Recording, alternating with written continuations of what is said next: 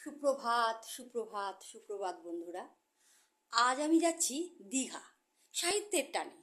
বিনোদন সাহিত্য পত্রিকার পক্ষ থেকে এক বিরাট আয়োজন করেছেন ওখানে এক হোটেলে। সেখানে শুনলাম 500 মতন কবি সাহিত্যিক সবাই যাবে। আর আমাদের এখান থেকে আমি যাচ্ছি, আমাদের সাহিত্যের এক দাদা তার ওয়াইফ যাচ্ছে, বসিরহাট থেকে 3 বান্ধবী, বারাসাত থেকে আর এক বান্ধবী, আরও তো অনেক বন্ধু বান্ধব যাচ্ছে যাদের সাথে আমরা ঝাড়খণ্ডে গেছিলাম, তারা যাচ্ছে। সুতরাং একটা বিশাল কর্মযজ্ঞ। আর সাহিত্যের অনুষ্ঠান কি জানুন তো, ওখানে গেলে একটা অন্যরকম পরিবেশ পরিস্থিতি তৈরি হয়, মনটা অনেকটা ভালো হয়ে যায়। যাই হোক, গান বাজনা কবিতা এগুলো তো একটা অন্যরকম মাত্রা দেয়।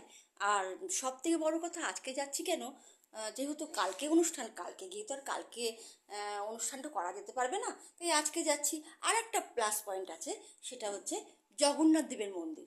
সেটাও দেখবো, আপনাদেরকেও দেখাবো।